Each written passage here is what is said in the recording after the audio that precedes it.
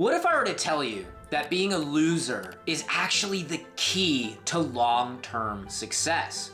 How would you react if I said that winners actually strive to fail rather than succeed every time? And is failure actually the fuel that drives our long-term success? Well, let's find out on today's episode. So, at some point in life, we've all faced failure in some form or another, right? That can be in the form of rejection, so like social rejection. Maybe we wanted to be friends with someone and they didn't invite us to their birthday party, or maybe like a romantic rejection where we tried to reach out and connect with someone and they were just like, hey man, I'm not really feeling it. Or employment rejection. Maybe we are applying for jobs and we get that generic answer back where it's like, hey man, we got a lot of really good applicants. Unfortunately, we're going to be moving forward with someone else, right? All of these things can be really damaging. They can feel really bad, this kind of failure. It also comes around in like not being good enough, right? So maybe we have that job and we're getting fired for low performance or for whatever reason, or just not making the cut. For me, going into high school, getting cut from the high school lacrosse team, like that was really, really challenging for me. Or maybe we get beaten at something that is really important to us, that we built our identity about being really good at. And for me, elementary school, it was losing a fencing competition and getting beat in chess class by the same individual who I thought I was better than, beat me at both things. It was really traumatizing, right?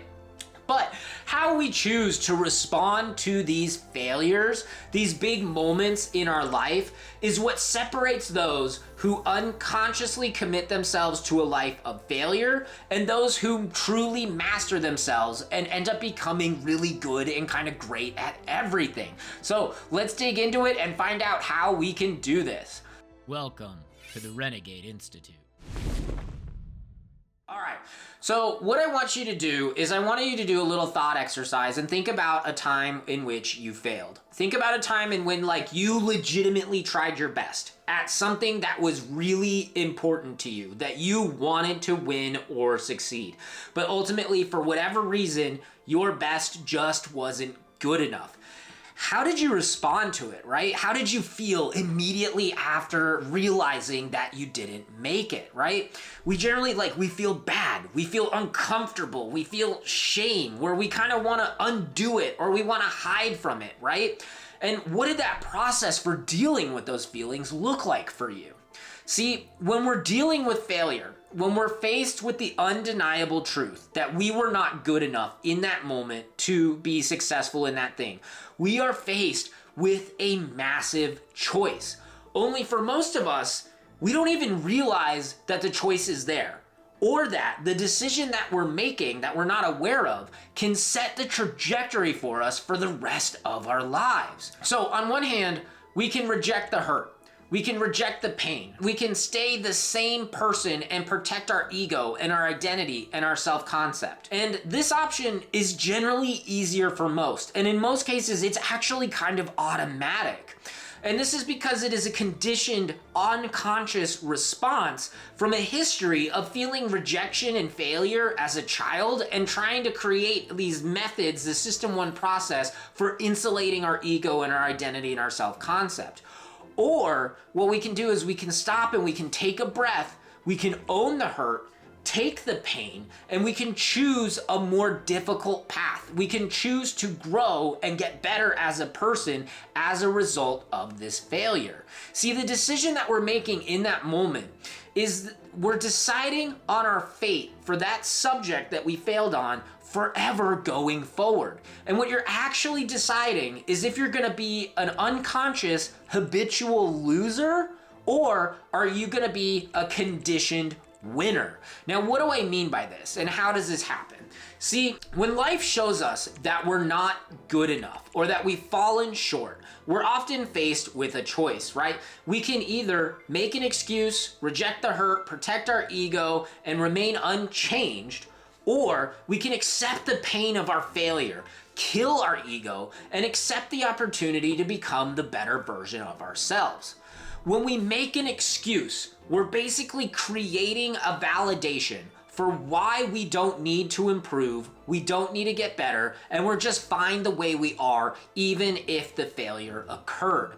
See, at the core of the habitual loser, it's the ego that is the ultimate enemy of progress. Like, you can either have results or excuses, not both. See, every excuse that we make when we fail, when we fall short, is the death of the better version of ourselves.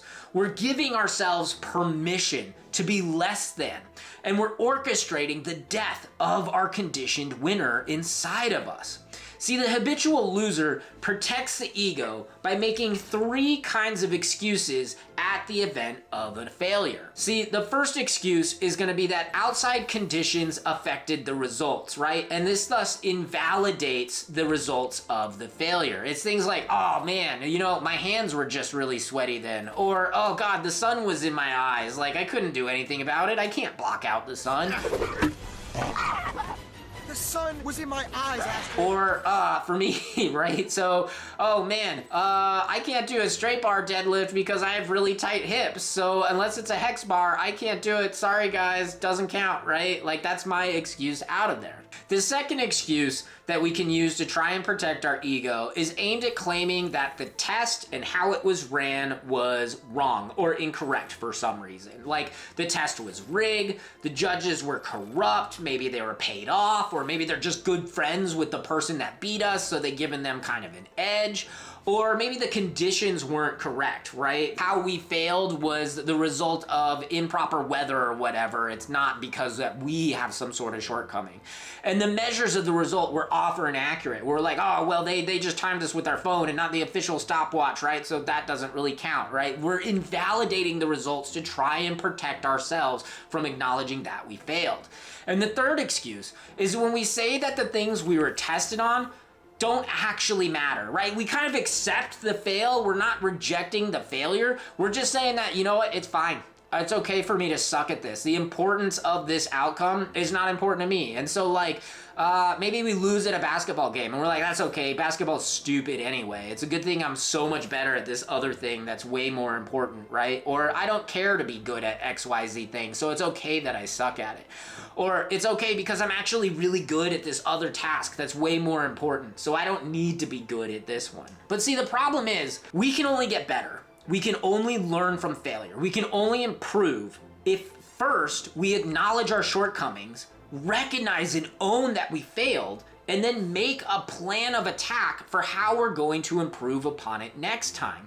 And without this acceptance of our shortcomings, we're kind of dooming ourselves to a lifetime of stagnation and failure. And when this rejection of our failure becomes habit, the habitual loser then ends up adopting lifelong strategies to try and protect their ego and insulate themselves of situations where they could fail, right? And so the first strategy that the habitual loser uses is they build a facade. So what is a facade? It's a funny sounding French word, right? And it originally means like old buildings. They used to have the front face of the building and it looked really big and grand, and then you got in and you saw the whole back half of the building just looked really plain and boring, right? But it's kind of evolved as a word over time. And it basically is like a facade is like our stage face, right? It's the front that we put out for the world to see. It's our presentation of ourselves that's generally a little better, a little stronger, a little more charming and confident than maybe we really are. And maybe it's a little disingenuous as to what we really are on the inside.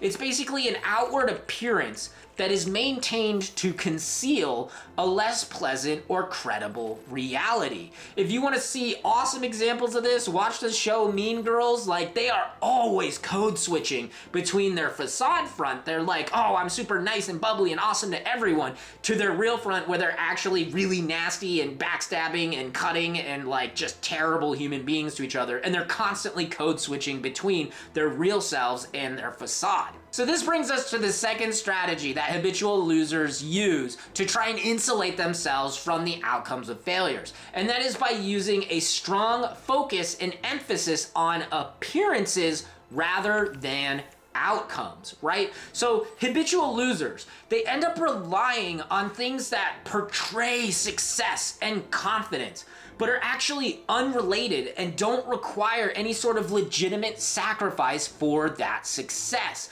What this can look like, right? Expensive or fancy clothing, overt material displays of wealth, or the term like peacocking, right? They're things that display and mimic what success could look like without actually having to have earned it or done the difficult work to be successful. In the Game of Thrones, one of the clans, they use this idea of you paying the gold price, not the iron price, right? Which is basically like you just bought your position, you just bought your power and authority, you didn't actually earn it, you didn't actually take it, right? I see this a lot, oh my gosh, all the time in the military, and it just drives me freaking nuts, because it's like the groups or individuals that seem to suck the most at their jobs are the same ones that seem to care the most and have this like hyper fixation on grooming standards and uniform standards, while totally being okay with the fact that they're like hot garbage at their job. You mocking me?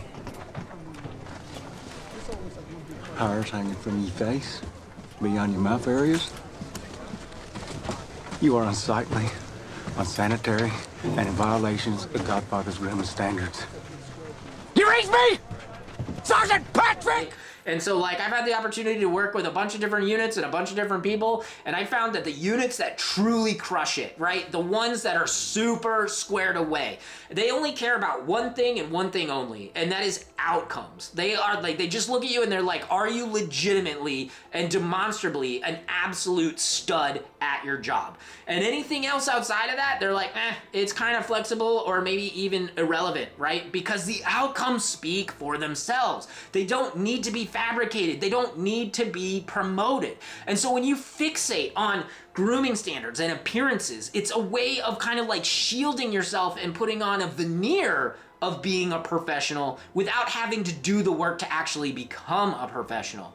In car culture, we see this a lot with like glue-on hood scoops, spoilers, non-functional lift kits on trucks, right? Like these are all things that put on an image of being badass or fast or capable or whatever without actually having the capability in there actually, right? Like all of these parts are part of maintaining a facade.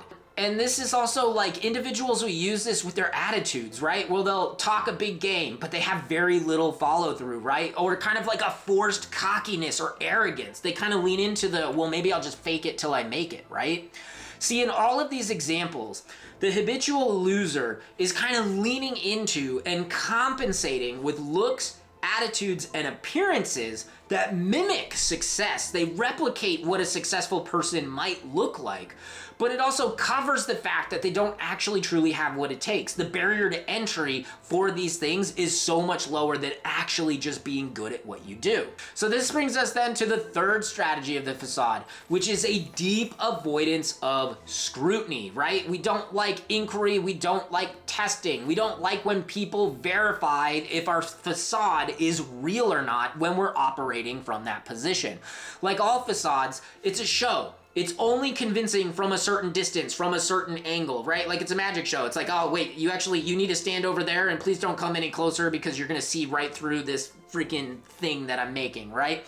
And so scrutiny, investigation, testing will quickly destroy the illusion and show the fraudulent nature of the display. And thus habitual losers, they hate scrutiny with a passion. This is where the phrase that I love, liars despise scrutiny, people with integrity welcome it. And that's because people with integrity, right, they've done the work, they have the receipts, they can show their efforts, they can show their success, and so they're like, hell yeah, check it.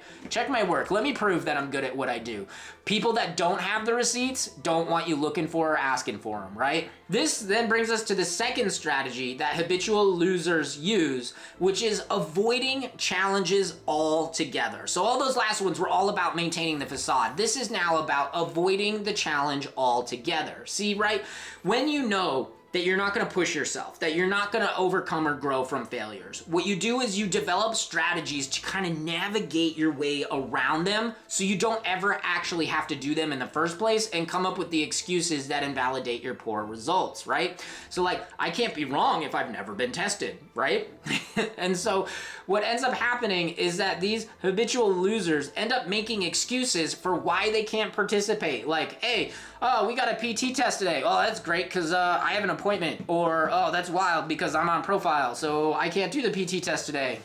Right? So maybe next week. Yeah, sure. And it gives them an opportunity to kind of save face, right? Like, I can't do it today because insert excuse here, but maybe next week, right? Because again, they don't want that scrutiny. They don't want that validation. They don't want that testing to show that they're not actually capable. The third strategy that the habitual loser uses is they surround themselves with less capable people so that they can feel good about themselves, right? So losers, they don't like to be challenged. They don't want to be questioned, but they still need to feel good about themselves. They're still people. They still have those like identity issues. They still need to feel a sense of love and belonging. And so what do? They articulate their environment so that they can be a big fish in a small pond. And they basically need social proof of their greatness. So they're gonna surround themselves with like weaklings or minions, right? I will kill her. And remember this. Never forget this. When I found you, you were so slobbering drunk you couldn't buy brandy. And you, friendless, brainless, helpless, hopeless. Do you want me to send you back to where you were? This is why all the time in movies, like the villain, right? He doesn't have peers. The villain never has peers. The villain always has minions, like tiny little like sycophants that work for the villain. Why? Because the villain is threatened by peers. They're threatened by people who actually have what it takes. So they create an environment where they're surrounded by people that are not as good as them so they can continue to feel good about themselves. They're gonna gravitate towards non-competitive environments. I have to admit, this is me. I do this all the time, right? So I play Fortnite. You may or may not have heard of it. And I play it because my son likes to play it. And he and I play together, and it's a way that we can kind of bond together. But I also play Fortnite by myself without my son. And it's fun. And you know why it's fun? Because I'm good at it. And you know why I'm good at it? Because the average Fortnite player is like 6 to 10 years old. And I, as like a fully grown dude, am just slaughtering children in this game, and then I get to feel really good about myself because I'm really good at a video game. And spoiler alert, I'm actually terrible at video games. There's a reason why I'm not playing Call of Duty out there, right? And I also noticed I don't play on Sunday evenings and I don't play on Saturday evenings because that's when all the good Fortnite players come out, and it makes me feel bad about myself. So what do? I gravitate towards that non-competitive environment, and I'm playing Fortnite at like 3 p.m. on a Tuesday, just crushing children. It's great.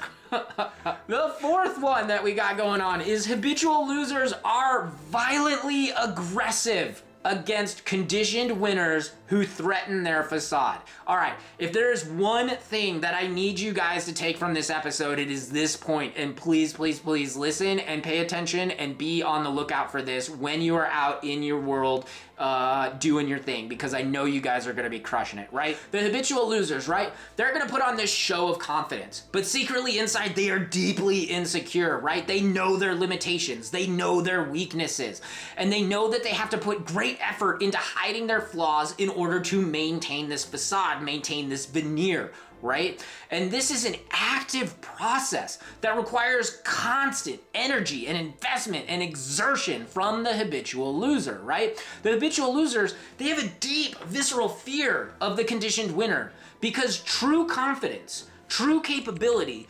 speaks for itself. It doesn't need to be promoted. It doesn't need to be amplified. It doesn't need peacocking for people to see it. It just is. So like the carbon dioxide that you're exhaling, success, confidence capability is just a natural byproduct of who you are when you lean into doing the difficult things. And as a byproduct of hard work and willingness to accept loss and hurt and suffering, the resulting confidence and capability, they're passive, right? They don't require active participation or energy to maintain or promote, unlike what the habitual loser's facade needs. The habitual loser, they're gonna sense this confidence. They're gonna see this capability a mile away, and they're gonna be terrified of it because it threatens the illusion that they are spending all their time and effort into making every single day. And so just like shadows and darkness, their facade can't exist in the same space as your light. They're generally left with two options. They can either run away or they will seek to destroy your light, right? So if you're a winner, if you're conditioned to doing difficult things, this is where you're going to be the most in danger from a habitual loser near you. See, in most cases, the habitual loser, they're gonna shy away from you, right? They're gonna avoid you, they're gonna keep their distance, and they're gonna go back to playing Fortnite against children, right? They're gonna go be a big fish in their small pond. They don't wanna play on Sunday evenings, right? When all the baddies come out, right? But there are some situations where there is nowhere left for them to retreat. And like a caged animal, they're only gonna have one recourse, and that's gonna be to come at you and try and figure out a way to destroy your light. And this is where you need to be the most vigilant, right? So individuals like superiors, bosses, colleagues, classmates, research partners, anyone you are forced to be in proximity with, that you might be in competition for scarce resources like promotions, funding, attention from higher ups, praises, awards, right? And this is where you as a winner need to be the most alert, right? Especially if this habitual loser is a superior or a jealous colleague or classmate. Because what they're gonna do is they're gonna see that they can't compete with you fairly. And what they're gonna do is they're gonna come in, they're gonna be really sneaky about it, and they're gonna do what they can to destroy your career, to destroy your credibility, and to get you out of their small pond because they are threatened by everything you have to offer. So please be super vigilant of this and protect yourselves out there because I know it's gonna happen to you guys. Ask me how I know, especially in the military. This brings us to the practical application. So that whole first part of the episode, and maybe I did this backwards, was like negative, right? This is what all the losers do. And I use a really harsh term. I don't mean to be that harsh about it, but it just like, anyway. So how do we avoid this? How do we make sure that we are not a habitual loser, an unconscious habitual loser? How do we become a conditioned winner? How do we be cognizant and intentional about becoming better in the face of failure? And it goes back to the very first choice we make when we're at our absolute lowest point, right? When we're faced with the undeniable fact that we have failed, that we're not good enough, that our best effort has completely fallen short. When we're in that moment, we need to quickly recognize and realize what it is, because otherwise our ego is going to kick on that automatic self-preservation process and protect itself, and we're going to start making excuses as to why this or that, it doesn't count, right? But if we can take a breath, if we can calm down, we can use like our square breathing, right? And get a hold of ourselves and turn our system 2 brain back on. We can see what is actually happening and we can conscientiously choose a different path. And this is where we must accept and lean into the defeat and the pain and the suffering and accepting our shortcomings. Because only then, when we acknowledge that we have truly failed, can we be in a position to grow stronger. And this brings us to a lesson that I love. I can't believe I made it so far in life. I only heard about this within like the last year or so. And it's the idea that basically throughout life, all the time, in order for us to have something that we want, we have to be willing to endure its opposite. Now, what do I mean by that? So, in order for me to be strong, several times a week, I need to go into a gym, push myself to failure to a point that I feel weak, right? If I want to be wealthy, I have to feel poor for a really long time as I'm saving so that I can buy value producing assets, right? I have to feel poor. I can't buy the newest car, the newest shoes, the greatest iPhone or whatever. I have to feel poor and save that money to earn that status of being wealthy. The same thing with being educated or knowledgeable or wise, right? I need to put myself in positions where I feel stupid, where I don't know what I'm doing, so that I can learn those new experiences and gain that wisdom, right? So we as renegades, we need to condition ourselves to doing the difficult and painful things. We need to feel poor. We need to feel weak. We need to feel stupid. And we need to be okay with leaning into those experiences. We need to become comfortable with failure so that we can constantly push and grow and become that conditioned winner. When we make a habit of doing the things that scare us, that make us feel weak, that make us feel dumb or incapable, pretty soon, it starts, like when we do this over the weeks and over the months and over the years, it starts to become really hard to find things that scare us or things that we can't do. And all of a sudden we start becoming really confident, because confidence is rooted in competence, your ability to do things. And the more you push yourself to do things that you're uncomfortable with, the harder it's going to be to find things that actually make you uncomfortable. So ironically, if we want to become the conditioned winner, we have to push ourselves to the point of failure all the time. We need to befriend failure. So why do we need to do this? Why does this help us become the conditioned winner? And that's because we learn more from failing than we ever do from winning, right? Like, think about a time when you won. How much did that experience change you? How much did it force you to grow? How long did that elation, that joy of winning, how long did it stick with you? How memorable was that experience? Like, yes, this is probably a powerful experience. It's probably a thing that you're proud of.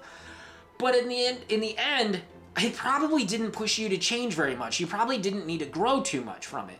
Now think about a time when you lost, when something was really important to you and you really pushed for it all. Maybe a job that you didn't get, a promotion that you missed, a competition that you really strived for that you didn't do well on, right? How much did that lesson stick with you? How memorable was that experience? How visceral were those feelings, and how long did they last from? And how much did you need to learn and kind of change your sense of identity in order to adapt to that realization, right? These lessons from failure are far more powerful. They're far more durable than anything success can ever teach us. And this is partly because of the principle of loss aversion, right? So loss aversion is a psychological and economic principle of describing how people feel the pain of loss far more intensely than the pleasure of an equivalent gain. In simple terms, it's like losing $20, finding out $20 has been taken from you is way more painful than finding $20 on the side of the street, right? Generally, the pain of loss of something is going to be 2 to 3 times greater than the joy experienced from gaining the same thing. So this means our failures, the times that we fall short, are going to be situations that are 2 to 3 times more powerful than when we win in cultivating who we are, right? And so conditioned winners try to fail, right? We don't train until we get it right. We train until we get it wrong. Pushing yourself to the failure point and then dialing it back just slightly, and then always moving the goalpost. So when our abilities go up, we then push just a little bit higher so that we're never fully solving the problem, right? So that we're always in that growth zone. So how do we cultivate this conditioned winner spirit within inside of us? And this is going to come from a tool that I learned in grad school that I really love. It's super simple and the idea sticks really well, and I find it has really helped me in life. And it's called the growth circle, right? So the growth circle, it's just 3 concentric circles, right? It's kind of like an archery target. And on the innermost circle, that's going to be our comfort zone, right? That's the green area. This is where all the things that we're already good at reside, right? Things that we know well, areas that we're comfortable with, activities that we can accomplish pretty easily and swiftly, like we can do it in our sleep, right? This is the space where we feel safe, where we feel comfortable, where we're not challenged. Generally, our failure rate in our comfort zone is gonna be like 10% or less. Like maybe there's some crazy act of God or we're having a really off day, but for the most part, like anything within our comfort zone, like we can do super easily. Like it's gonna be within 80, 90% of our abilities, right? And this area, the comfort zone, this is where the habitual loser likes to retreat to. This is where their big fish in a small pond is. They don't want to go outside of their comfort zone. They don't want to go to where there's a possibility that they might fail. And so if we're in here, if we're spending too much time in the comfort zone, we're not going to grow. We're not going to learn. We're going to plateau. We're going to stagnate with our progress because we're not pushing ourselves into the growth zone. And that is the middle zone. The middle zone, the yellow zone, the growth zone, right? So in this area, it's basically they are things that are within our abilities, but they're kind of pushed to the limit, right? It's not so much that we can't do it, but it certainly isn't gonna come easily. Like this is not something we can just kind of half-ass and be successful in. Like we really have to work for it. Ideally, it's something that's gonna be challenging, but at the same time, it's still doable. Maybe our failure rate's gonna be like 35 to maybe 50% of the time if we're really, really pushing it. Now this zone, this is the ideal place to be, right? You're still getting some wins, you're still feeling kind of confident, but you're also pushing yourself to the point of failure all the time.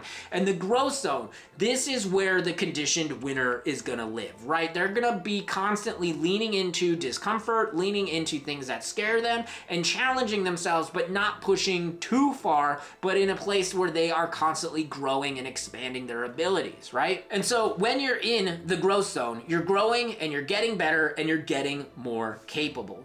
Now, the inverse problem, and we'll probably make an episode about toxic productivity later, is when you go outside the growth zone and you go into the stress zone or like the red zone, right? And this is basically where the requirements of the task are too great and they're exceeding our abilities substantially. Generally, our failure rate here, this is gonna be like 80, 90% failure, right? Or more. This leads us to giving up. We end up getting injuries. We end up breaking our equipment. We end up destroying our teams. And this is too much of this can have like a detrimental effect and kind of force us to regress. If we spend too much time in this stress zone, it's gonna push us back into our comfort zone when we ultimately break. For me, as a personal example, like that was me trying to be an absolute PT stud and just not allowing any time for recovery, constantly feeling like I needed to put on more weight every single week and just trying to deadlift way too much. And as my son put it, I ended up popping my jelly donut or slipping a disc in my back. And then so for like a year and a half afterwards, I had to go all the way back to the comfort zone, and I had to do very lightweight as I built up my core strength, as I built up the muscles in my back, and I had to regress really far because I was spending too much time in the stress zone and I was pushing it too hard. Other byproducts of spending too much time in the stress zone is high levels of cortisol and high levels of stress. When you spend too much time in the stress zone, this is where PTSD comes from, right? It's just being in the stress zone too much. So there's kind of a double-edged aspect of the growth circle. When we expand upon this a little bit more is when you spend too much time in the comfort zone, when you're in the green, right? And you don't push yourself into the growth zone often enough, your comfort zone over time is actually gonna retract. It's gonna shrink, and your stress zone is gonna get bigger, right? There's gonna be more things that are gonna be too hard for you that you're not gonna wanna do. And so the circle, it constantly wants to contract in, and you need to actively push out. You need to go into your growth zone to enlarge in your comfort zone. And this is why people tend to become more conservative and more afraid of change as they age, right? Like your abilities will atrophy if you're not constantly trying to improve upon them. And so the more time you spend in the growth zone, the larger your comfort zone will grow, and soon that there's very little that will stress you out or that you're uncomfortable with. So if you spend more time in your growth zone, your stress zone is actually gonna shrink. In conclusion, all throughout life, we're gonna be faced with challenges, right? We're gonna be pushed, we're gonna have to do difficult things, but how we respond to these challenges is going to dictate whether or not we become an unconscious habitual loser who avoids challenges, puts up facades, talks a big game, or are we gonna choose the hard path? Are we gonna push ourselves to the point of failure often? Are we gonna befriend failure and do the difficult things and cultivate a conditioned winner within inside us? For most people, this response to protect their ego and to choose the path of the unconscious habitual loser, it's gonna be automatic. It's gonna happen quickly.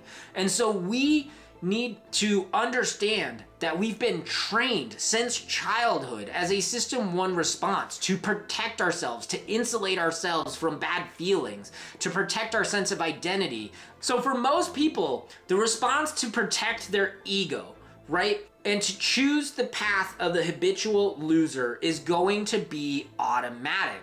Generally, we've been training our system 1 brain to protect our sense of identity, to shield and insulate ourselves from failure since we were very young children. And this is going to be an automatic unconscious response.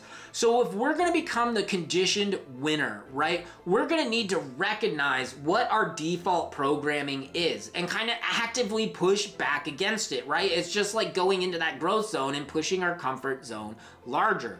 Remember, you can either have excuses or you can have results. You can't have both. So ask yourself, am I making an excuse or am I getting better? We want to lean into discomfort. We want to push ourselves to failure and push ourselves to failure often. And when we do this, pretty soon we're going to find that it's pretty hard to find things that scare or challenge us because we're constantly getting better. Hell yeah, get some.